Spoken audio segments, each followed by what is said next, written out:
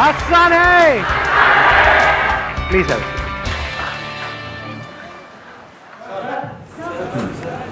पीछे उनको देना mic. Good morning sir. Good morning. Sir मेरा क्वेश्चन ये है कि fear of losing in whatever role we are playing in life is present.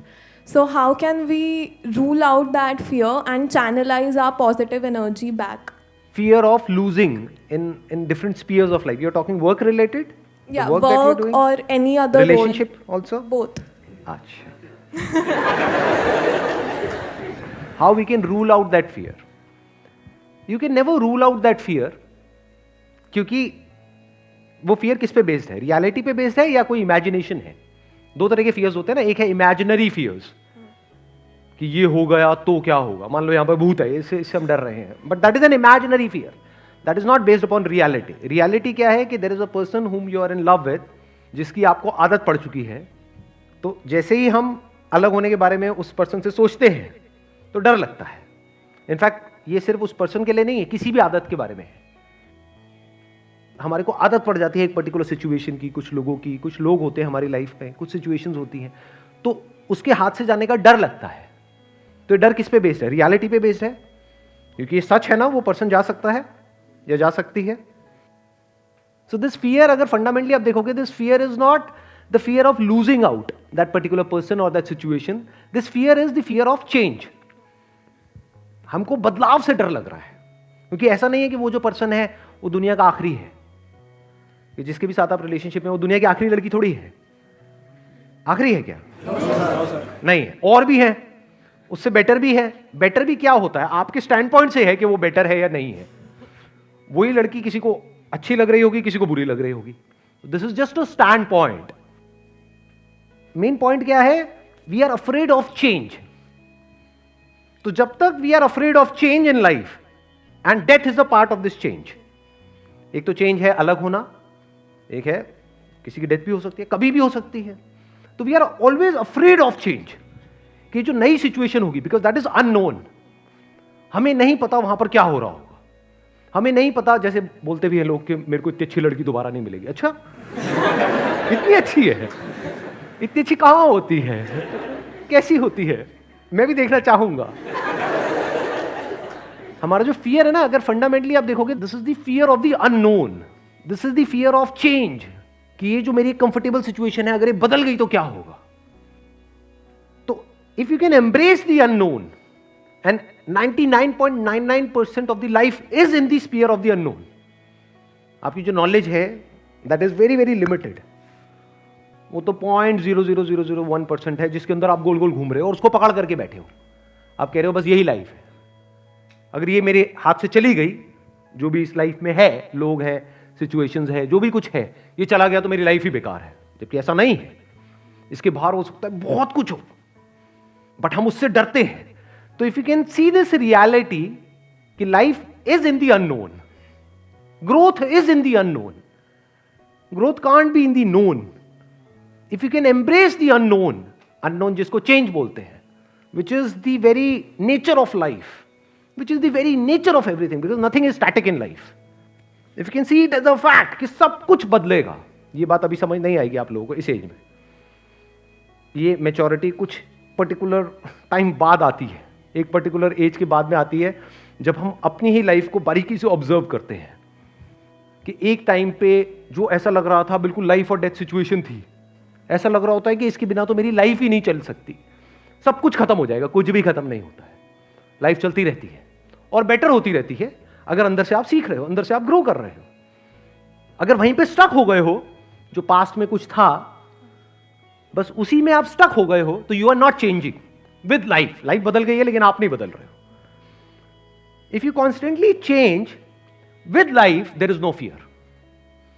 उस चेंज में क्या आ गया? सब कुछ आ गया. कुछ भी बदल सकता है, कुछ भी हो सकता है.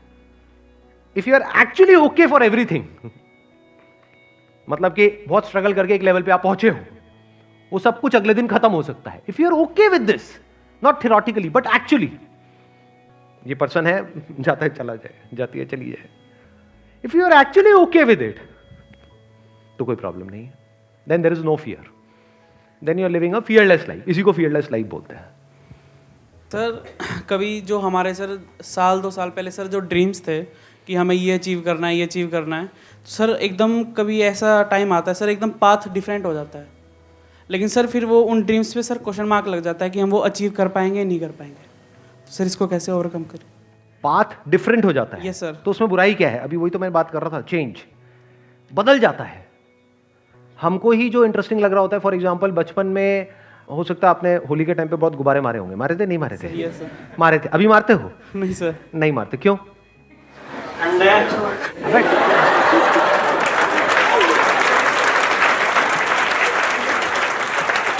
ठंड है। मैं अभी मारने की बात कर रहा हूं। मैं कह रहा हूं यहाँ पे जेब में गुब्बारे लेकर के आओ, मारो यहाँ पे सबको। होली की बात हो रही है, एक से एक भरे पड़े हैं। कौन था ये ठंड वाला आदमी?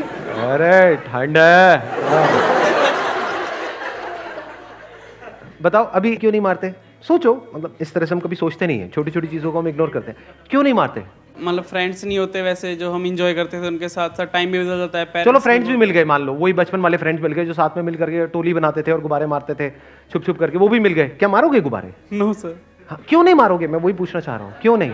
सब मैच्योर हो गए एक तरह से। मैच्योर मतलब क्या? What do we mean by mature?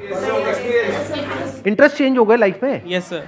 पहले उसमें इंटरेस्ट था, अब उसमें नहीं है, अब किसी और चीजों में इंटरेस्ट है कि नहीं? Yes sir.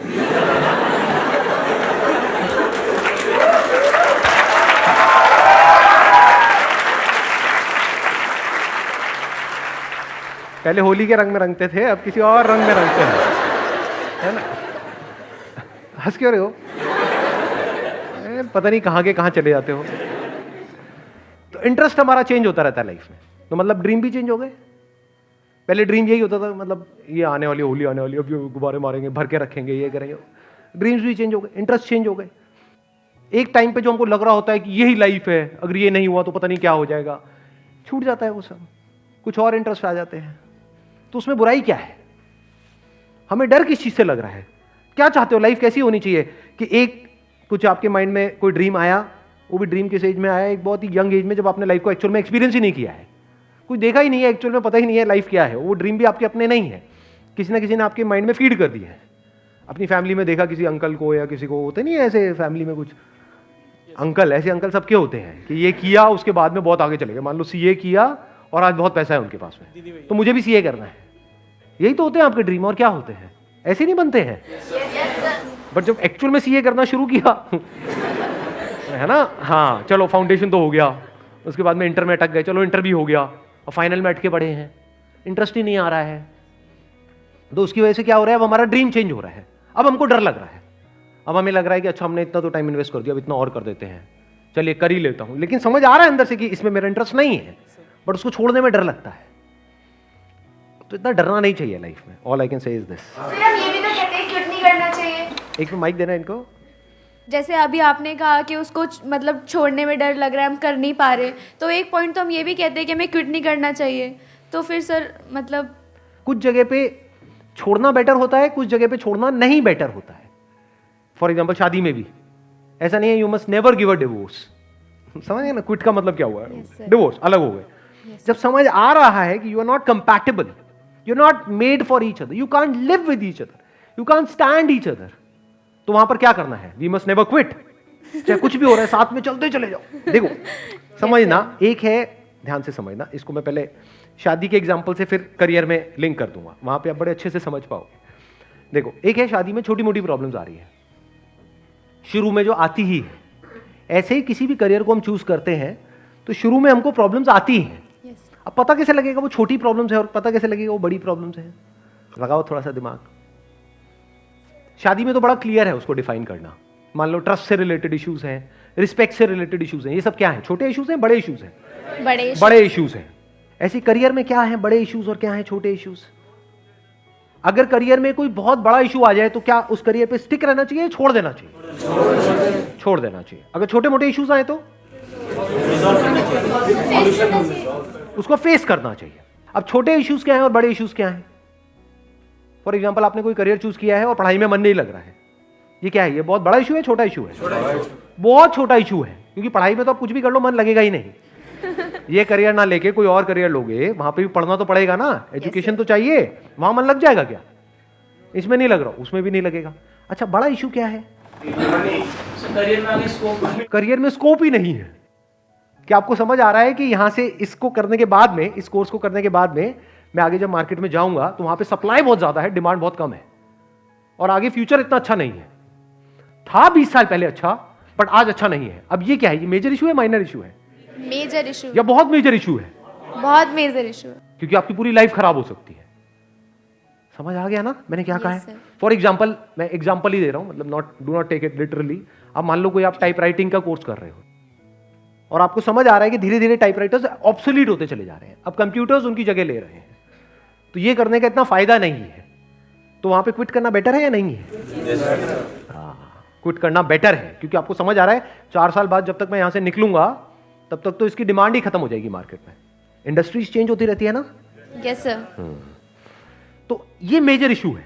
मतलब मेजर इशू क्या मिला हमको? स्कोप, कि इसका कोई स्कोप ही नहीं है। स्कोप को दूसरे तरीके से क्या बोल सकते हैं एक वर्ड में? फ्यूचर, कि जो मैं कर रहा हूं इसका कोई फ्यूचर नहीं है। तो ये कोई छोटा मोटा इशू नहीं है, बहुत मेजर इशू है। तो इसको 4 साल बाद नहीं छोड़ना है, अभी छोड़ना है। यस। जो मैं बिजनेस कर रहा हूं उसका फ्यूचर नहीं है। अगर ये समझ आ जाए आदमी को तो वो क्या करेगा? वेट नहीं करेगा कि जब वो पूरी तरह से खत्म हो जाए। उसको नजर आ जाना चाहिए कि ये चीज आने वाले 5-10 साल में पूरी तरह से खत्म हो जाएगी, तो उसको अभी ही छोड़ना चाहिए, 5 साल बाद नहीं, क्योंकि 5 साल बाद ना वो यहां का रहेगा ना वहां का रहेगा। जैसे रिलेशनशिप है, इसका कोई फ्यूचर नहीं है। ये क्या है? ये छोटा इशू है, मेजर इशू है? मेजर इशू है, तो आगे बढ़ना ही नहीं चाहिए, नहीं तो वो कॉम्प्लिकेटेड होती चली जाएगी रिलेशनशिप। ऐसी हमारी लाइफ कॉम्प्लिकेटेड हो जाती है। ठीक है, क्लियर हुआ ना? क्या बड़ा इशू है, क्या छोटा इशू है? तो अगर कोई बहुत बड़ा इशू हो तो छोड़ना बेटर है, छोटे मोटे इश्यूज हो तो फेस करना बेटर है। मेरा क्वेश्चन ये था कि सक्सेस के लिए जितना हमारा रोल होता है उतना एक्सटर्नल फैक्टर्स भी होता है। जैसे सर हम जब हैंड्स अप करते हैं क्वेश्चन के लिए तो आप पे डिपेंड करता है आप किसको बोलते हो कि तुम मतलब क्वेश्चन पूछो। बिल्कुल सही बात है। तो सर इंटरव्यू में जाते हो तो वो इंटरव्यूअर्स पे डिपेंड करता है Yes, कि जो sir. जॉब इंटरव्यू ले रहे हैं कि उनको आप पसंद आ रहे हो या नहीं आ रहे हो, based upon lot of factors. Yes sir, तो इन सब चीज़ों को कंट्रोल हम कर सकते हैं, क्योंकि सक्सेस में तो फिर मैं क्वेश्चन पूछूंगा नहीं पूछूंगा ये तो आप डिसाइड कर रहे हो ना। राइट। मेरा काम है हाथ हैंड्स अप करना। तो मैं आपको कंट्रोल तो नहीं कर सकता, बट अगर इसमें मैं करूँगा क्या? अगर आप मेरे को क्वेश्चन नहीं पूछने दोगे तो मैं तो चला जाता घर। देखना, अब ध्यान से समझना, बड़ा इंटरेस्टिंग इन्होंने क्वेश्चन पूछा है। देखना, आप कह रहे हो कि अगर आपको जो क्वेश्चन पूछना है वो मेरे पे डिपेंड करता है। Yes, sir. बिल्कुल सही बात है, क्योंकि अगर मैं आपको मना कर दूंगा, मैं कहूँगा नहीं पूछना है, आपको माइक मिलेगा ही नहीं तो आप पूछोगे कैसे? ठीक है, तो आपको क्वेश्चन पूछना है नहीं पूछना मेरे पे डिपेंड करता है, that is a fact. Yes sir. अच्छा, आप क्वेश्चन पूछोगे, ये सक्सेस है, ये किसने डिफाइन किया? आप पे क्या डिपेंड करता है? क्या आप पे कुछ डिपेंड करता है? नहीं करता है। यहां पर आप बैठे हुए हो तो आपके लिए सक्सेस की 2 डेफिनेशन हो सकती है। एक ये कि मेरे को अगर क्वेश्चन पूछने को मिलेगा तो मैं सक्सेसफुल हूं, तो मेरा यहां पे आना सक्सेसफुल हो गया, नहीं तो मैं फेलियर हूं। Yes sir. तो ये क्या है? ये समझदारी है, बेवकूफी है? बेवकूफ़ी है, क्योंकि आपने अपनी लाइफ का कंट्रोल मेरे हाथ में दे दिया। Yes sir. अब मैं कंट्रोल करूंगा आपकी सक्सेस या फेलियर को। मैं जब चाहे आपको सक्सेसफुल बना दूंगा, जब चाहे फेलियर बना दूंगा। Yes sir. उसमें भी आपने और आगे डिफाइन कर रखा होगा अपने माइंड में कि अब मैंने क्वेश्चन पूछा, अगर तो मेरे क्वेश्चन का बहुत अच्छे से आंसर मिला तो मैं सक्सेसफुल हूं, अगर मेरी झंड हो गई तो बेवकूफ़ तो मैं महा फेलियर हूं। पहले तो मैं फेलियर था, अब तो मैं महा फेलियर हूं, क्योंकि कैमरे में लाखों लोग देखने वाले हैं और इतने लोगों के सामने मेरा मजाक उड़ गया है कि नहीं? ये सब कौन डिफाइन कर रहा है अपने लिए? आप अपने लिए डिफाइन कर रहे हो। Yes sir. लेकिन ये डिफाइन करने का तरीका ठीक नहीं है। दूसरा क्या हो सकता है? क्वेश्चन पूछने को मिले ना मिले इससे फर्क क्या पड़ता है? मैं यहां पर किस लिए आया हूं? कुछ सीखने के लिए आया हूं। Yes sir. कोई पूछने के लिए थोड़ी आया हूं, सीखने के लिए आया हूं। तो अगर मैंने आज यहां से एक भी ऐसी बात सीखी जिससे मेरी लाइफ को एक अलग डायरेक्शन मिले तो मैं सक्सेसफुल हूं। Yes sir. Yes sir. अब ये सीखने की जो रिस्पॉन्सिबिलिटी है वो किसके ऊपर है? मेरे ऊपर। या ये कह लो, ये जो सीखने का कंट्रोल है, सीखना which is link to changing your life, तो अपनी जिंदगी को बदलने का कंट्रोल किसके हाथ में आ गया? मेरे हाथ। पूरी तरह से आपके हाथ में आ गया। सर। आपको सीखना है सीखो, नहीं सीखना मत सीखो, मेरा उसमें कोई रोल नहीं।